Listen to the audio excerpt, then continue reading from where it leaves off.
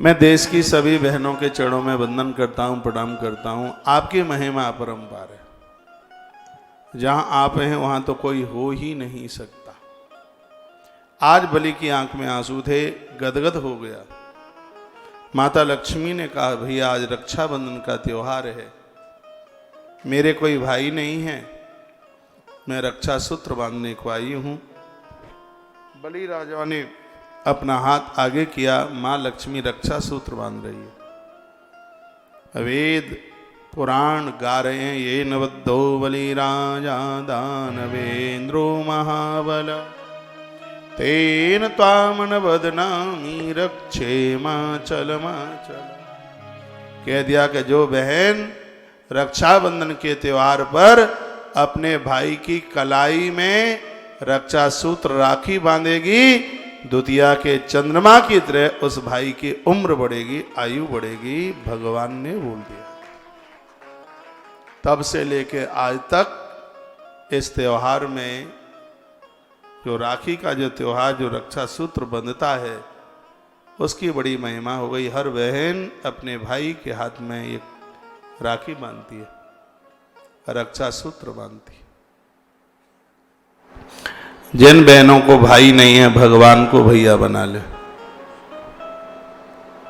परमात्मा से बड़ा कौन है? दुनिया के लोग तो रिश्ता तोड़ भी दें, लेकिन वो रिश्ता नहीं तोड़ता। नरसी की बिटिया ने सांवरिया को अपना भाई बनाया और वो मौका नहीं चूका।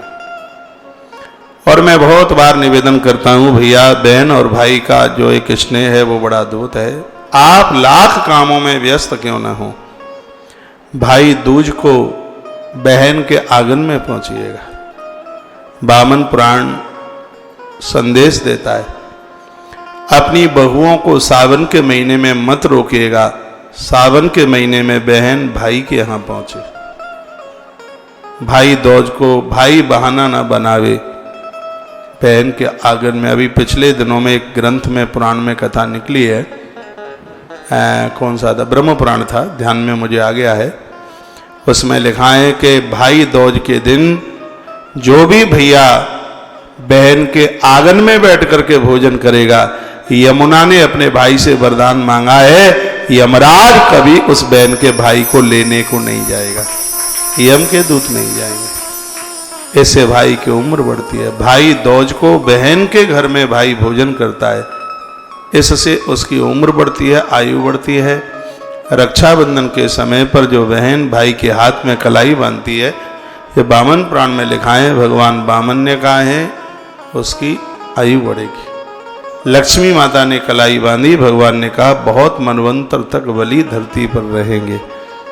कलाई पर रक्षा सूत्र बांधा है, राखी बांधी है, तब से लेकर के वह त्योहार आज तक मनाया जा रहा है, अद्भुत ढंग से मनाया जा रहा है। यही वह दिन था जिस दिन द्रौपदी की लाज खिंच रही थी, चीर खिंच रहा था। रक्षाबंधन का त्योहार था। साड़ी विच नारी है कि नारी विच साड़ी है, साड़ी ही की नारी है कि नारी ही की साड़ी है। वसन रूप भय श्याम वस्त्र में भगवान प्रकट हो गए, लेकिन यह सिर्फ द्रौपदी को दिख रहा था और किसी को नहीं। महाभारत में वर्णन, द्रौपदी ने कहा कि सब इतनी देरी से आए हो, कब से इंतजार कर रही थी, प्रतीक्षा कर रही थी, और आपने आने में इतनी देर लगा ली।